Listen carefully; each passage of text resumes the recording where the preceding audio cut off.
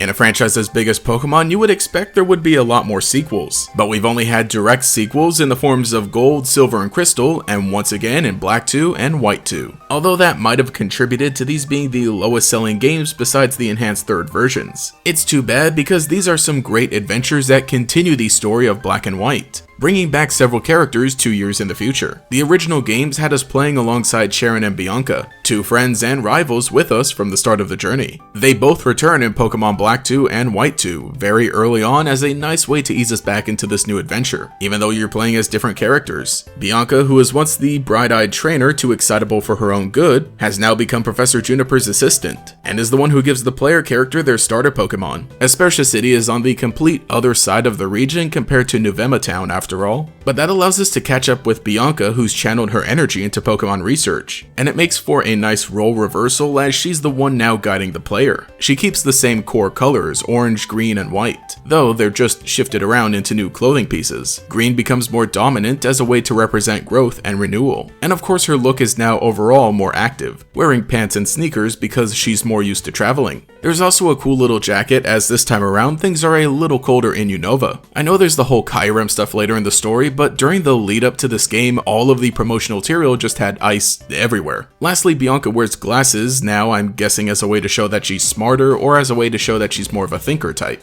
But it's interesting because Cheren has taken the opposite approach, now not wearing glasses. Sort of a way to show him as a bit more active now as he's become a gym leader, and the first one of the region at that. He also maintains the same colors, just moved around in his new outfit. While he now wears clothing appropriate for a teacher, it somehow comes across as more relaxed compared to his first look. Kind of cool that this pose mostly stays the same, but the context of it has changed. Initially, he comes across as unsure and a bit inactive, while now he's mentally prepared and physically ready. Be careful who you call ugly in middle school. The gym leaders in Pokemon Black and White get some extra points for actually showing up during the final fight. And while I'd love to give them all props, they don't all get updates after the time skip. Some of them aren't even gym leaders anymore. So I'm just going to talk about anyone who got new character art. Except for Lenora. I want to talk about her for a second because she did get some kind of redesign. Now, Lenora's original design had her wearing an apron, which the designer supposedly said was to make her look more motherly. In the final international release of the game, she was portrayed without the apron, because it resembled some racist stereotypes in media, but I think she looks better without it anyway. It's just weird that it was included because it doesn't fit Lenora at all. She's an intelligent trainer who runs the Nacrene City Museum with an enormous library. Her final design just fits that so much better. But as for gym leaders who changed from Black and White to Black and White 2, well, it's really only Elisa, and she doesn't necessarily change for a character reason, she changes because she's a model and this is another outfit for her. But when you compare how her gym was in the first game and how it is in the sequel, it does fit a bit more. Her first outfit was stylish, sure, but it wasn't overly flashy and it matched her gym's aesthetic.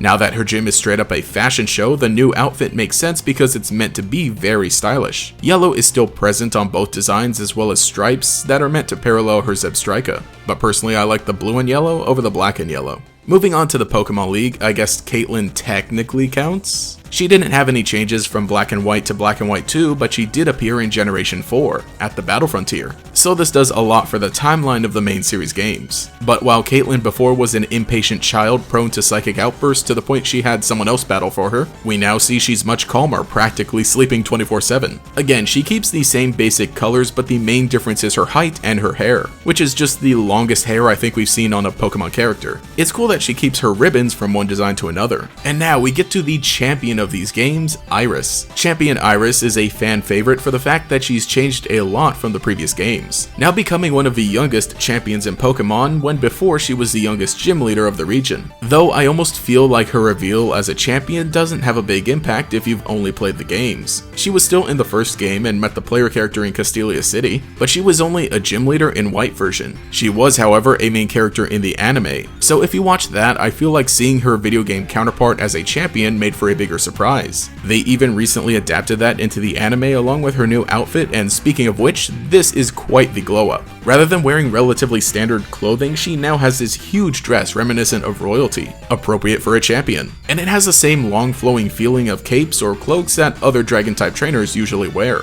The dominant color is the same pink as her old skirt and cuffs. She even keeps the same ribbon. Her hair looks a bit shorter, but it's definitely straighter, now resembling a dragon's tail at the end. The top looks a bit like Hydreigon's wings, and the hoops kind of look like Haxorus' axe. Her crown is one of the coolest parts, adapting the shape of her ribbons. The gems almost look a lot like eyes. Not to mention her bangs look like fangs. Her entire head is a dragon, and I just can't unsee it. Peak character design. Oh, so what you're really telling me is I look like a Pokémon. But what is a Pokemon game without its villains? At this point, N isn't an antagonist, but he did still get some updated artwork. No real changes except his pose, where he now takes off his hat, looking more friendly and less mysterious. He's also looking down instead of up. Again, just some small things that make it clearer that he's our friend now. But the rest of Team Plasma has just taken a 180 in terms of design. While their original uniforms are meant to resemble knights, going with the whole royalty motif, now they're just thugs. Technically, they're like modern sky pirates with the whole airship, but the Neo Team Plasma grunts just look like the most realistic thugs out of any evil team. Nothing too flashy about them, they're even wearing face masks to conceal their identity. It just works. Because the original Team Plasma wasn't a traditional outwardly evil team, they didn't have any executives or higher-ups leading them. Instead, they had the 7 Sages. Yeah, you remember the 7 Sages? Doc, Grumpy, Happy, Sleepy, Bashful, Sneezy, Dopey? While they're mostly seen as a dudes who hang out in random places, one of them does come back.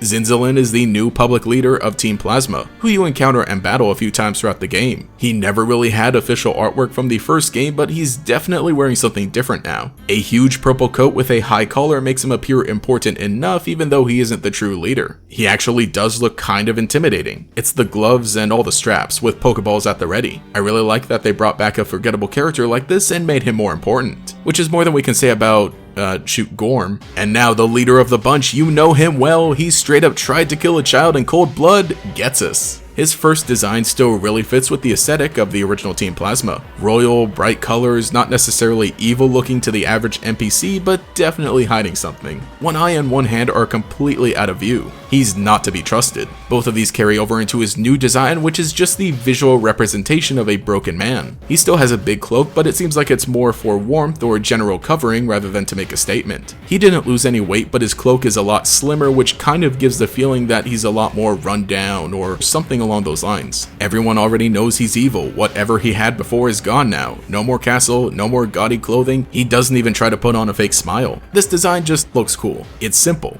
Big bad guy in a big black cloak driven mad by his loss? It fits because while in the first game, the thing that made Team Plasma scary was that they seemed to have a lot of power over a lot of people. Now what makes them scary is that they're still around even after they were assumed to be gone, coming back to terrorize an even more developed Unova. And that's kind of everyone who gets a full redesign going into Pokemon Black and White 2. I suppose you could count Sabrina and Bryson, who get different outfits when they're acting at the PokeStar Studios, as Bilelba and Bryson Man, even though they only got new sprites and some panels. We did get some nice artwork of them for the trading card game a few years ago, but these are just costumes for when they're acting. They still look pretty cool though. Pokemon Black 2 and White 2 were really great games. An interesting choice for a follow-up, but one that did justice to their predecessors. I think it was smart to mostly save redesigns for characters important to the story, or characters that the fans would care about most, when seeing how their lives have continued from the previous game. I think getting another numbered sequel for a future Pokemon game would be pretty cool, but it's unfortunate that it's one of the least played Pokemon games in the main series. Though it was definitely fun to look back on these games, even if only for a character design and a bit of the story. Hopefully soon I can reminisce about some other remakes, redesigns, or about the legacy sequel of the franchise. Until then, let's all move onward toward our own futures.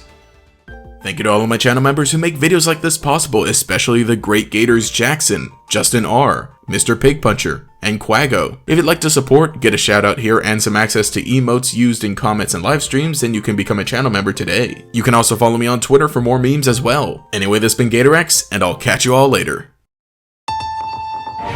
Visit all new places and make movies with your old favorites. Fight old faces, but not how you remember them. Find out all that's changed and what hasn't when you come back to Unova. New Pokémon Black version 2 and White version 2.